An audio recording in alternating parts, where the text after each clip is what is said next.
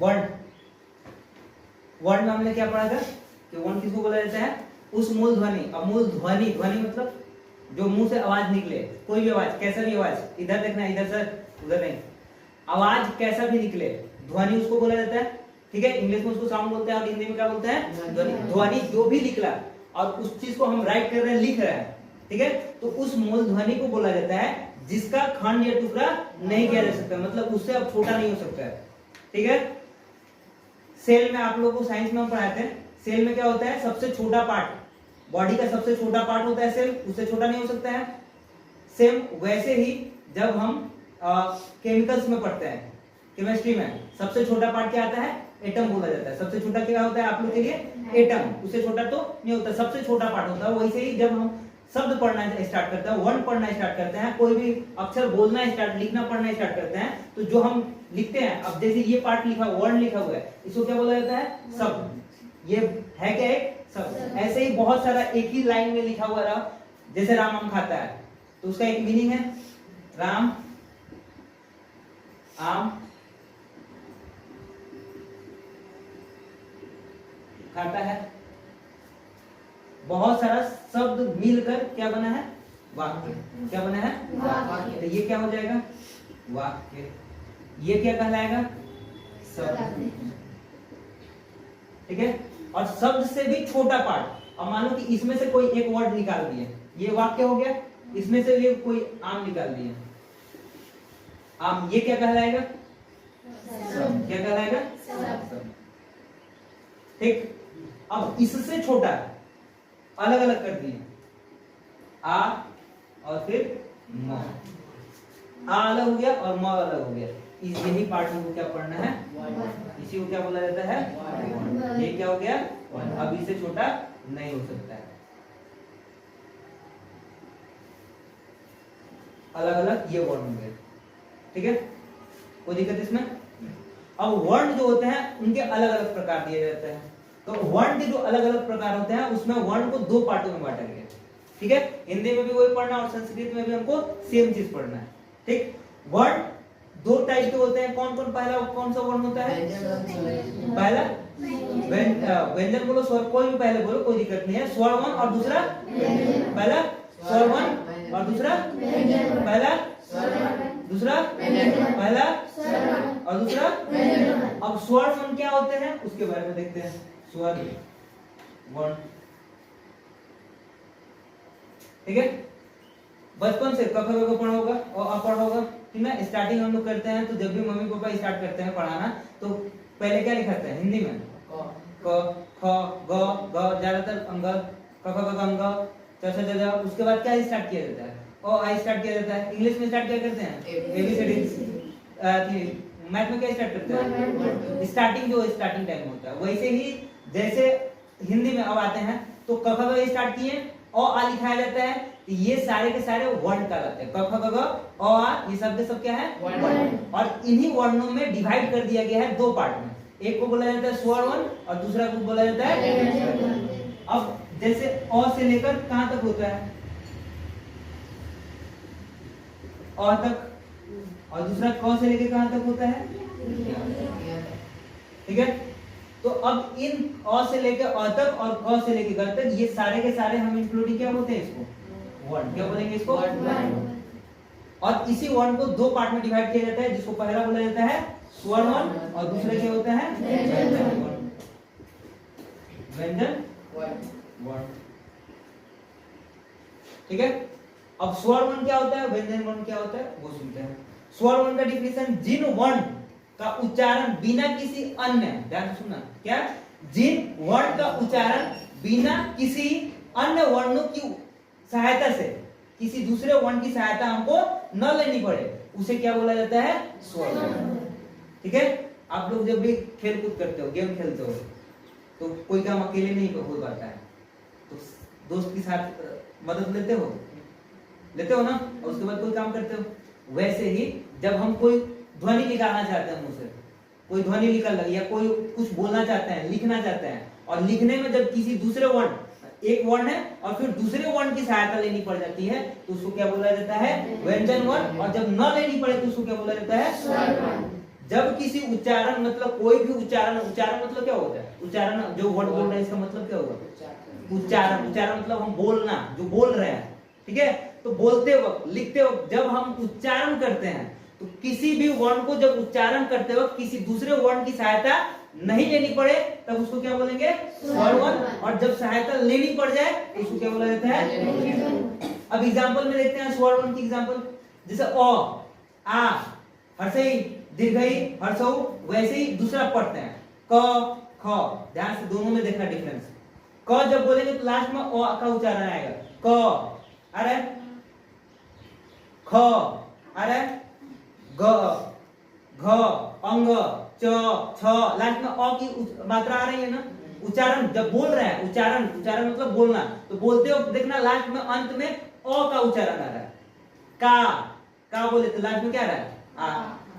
की बोल रहे हैं, हर्षई की दीर्घई की होता है ना, की, तो उसमें बीच में क्या आ रहा है? की। मतलब एक वर्ण को बोल रहे हैं और उसमें दूसरा वर्ण की सहायता लास्ट में उसका भी उच्चारण आ रहा है, तो दूसरे वर्ण की सहायता लेनी पड़ रही है, ऐसे वर्णों को क्या बोला जाता है? सहायता लेनी पड़े उसको क्या बोला जाता है? क्या बोला जाता है? क्या बोला जाएगा? जब किसी वर्ण का उच्चारण करते वक्त दूसरे वर्ण की सहायता लेनी पड़े तब क्या बोला जाएगा? और जब किसी वर्ण को उच्चारण करते वक्त दूसरे वर्ण की सहायता नहीं लेनी पड़े ऐसे को क्या बोला जाएगा? क्या बोला जाएगा? और ये होते कौन कौन से हैं? कौन कौन सा होता है? आ, हर्षई। देखना इसके बाद कोई उच्चारण दूसरा नहीं आ रहा है। अ भी बोल रहे हैं तो कोई दूसरा उच्चारण नहीं है। आ रहा है? नहीं। आ, हर्षई, दीर्घई, हर्षौ, ऊ भी बोल रहे हैं तो ऊ की उच्चारण आ रहा है, ठीक है। ऊ, दीर्घऊ, ठीक है। उसके बाद री, ए, ओ, अम, ठीक है। ये टोटल कितने हुए तो काउंट करते जाना।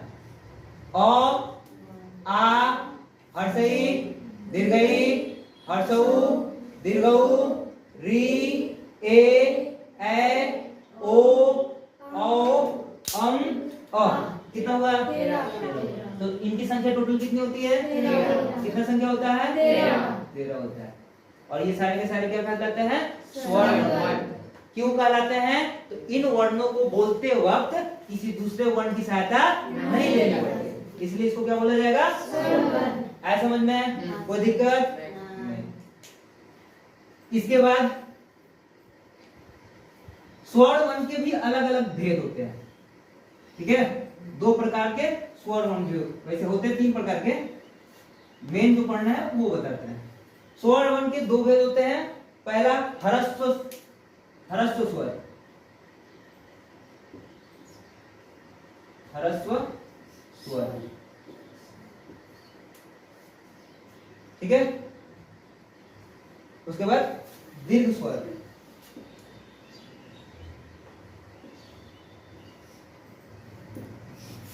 दीर्घ स्वर, ठीक है। ह्रस्व स्वर और दीर्घ स्वर।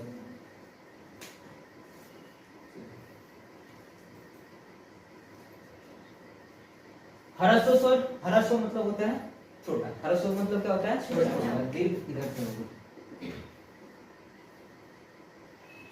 ह्रस्व मतलब क्या होता है? छोटा। दीर्घ मतलब होता है बड़ा। ये नाम याद रखिएगा, ठीक ना। आप शब्द जितना ज्यादा आपके पास वर्ड याद रहेगा ना तो आपको बोलने में, कहीं भी लेक्चर देने में आपको उतना ही ज्यादा आसानी होगा, ठीक है। इसलिए जो वर्ड होते हैं ना, नया वर्ड मिला ना, ह्रस्व मतलब होता है छोटा। तो किसी को छोटा बुलाते वक्त आप क्या बोल सकते हैं? ह्रस्व उसको बोल सकते हैं। याद रखने के लिए ऐसा वर्ड बार बार यूज करते रहिएगा ना तो आपको वो वर्ड याद हो जाएगा और माइंड में बैठ जाएगा और उसका मतलब भी पता रहेगा। तो फिर जब मिलेगा इसको, आपसे पूछा जाएगा स्वर कितने होते हैं तो आप तुरंत बता सकते हो आसानी से। इसके बाद विसर्ग स्वर भी होता है, लेकिन खैर अभी हमको क्या पढ़ना है? ह्रस्व स्वर क्या कौन कौन से होते हैं? तो जो छोटा होता है, और आज जितना भी पढ़ेंगे ना तो उसमें जो छोटा वाले को ह्रस्व स्वर बोला जाता है और बड़े वाले को दीर्घ स्वर। क्या कैसे? तो जैसे अ पढ़े और आ, हर्षई, देखो बोल रहे हैं ना, हर्षई, हर्षई पढ़ता है ना, दीर्घई पढ़ता है ना, तो हर्षई, दीर्घई, बड़ा वाला, ठीक है। उ, उस समय बोलते हैं हरस उ।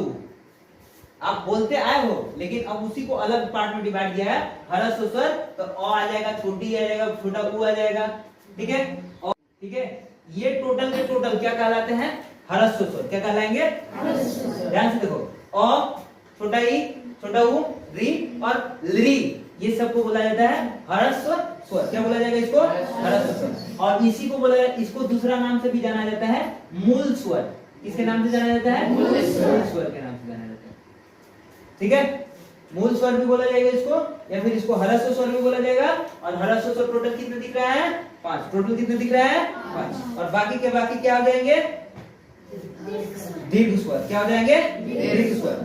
दीर्घ स्वर को हम दूसरे नाम से जो जानते हैं वो संधि स्वर के नाम से भी जानते हैं। किस नाम से? संधि स्वर। इसका दूसरा नाम क्या है?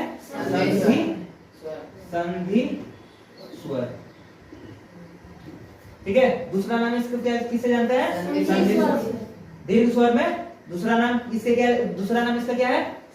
संधि स्वर। और इसमें आते हैं आ,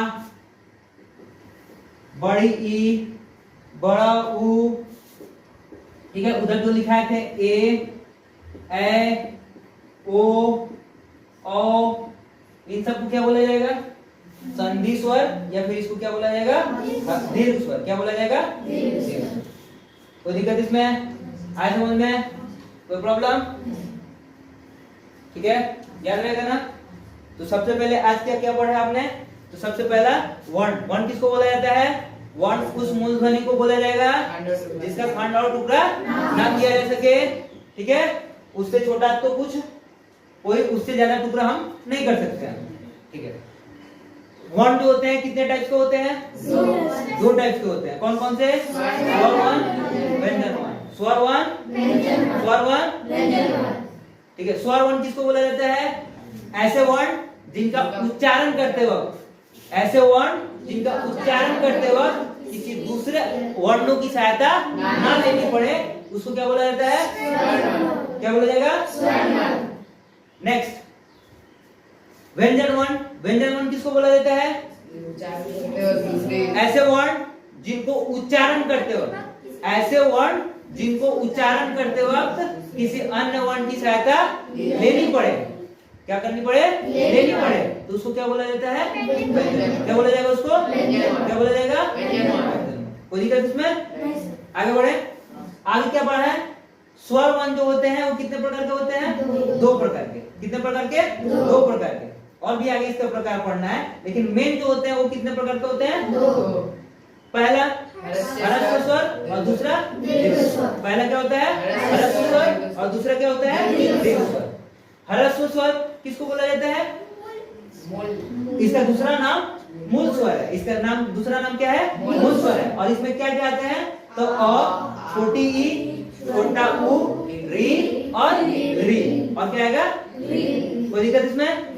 नेक्स्ट जो होता है वो क्या कहलाता है? व्यंजन वर्ण, सॉरी स्वर वर्ण के दूसरे भेद होते हैं, क्या आते हैं? दीर्घ स्वर। और दीर्घ स्वर में कौन कौन सा आता है?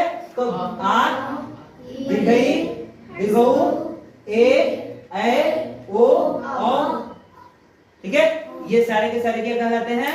दीर्घ। क्या कहलाते हैं? ये क्या कहलाएंगे? कोई दिक्कत इसमें? दीर्घ स्वर। इसके बाद हम लोग क्या पढ़ेंगे?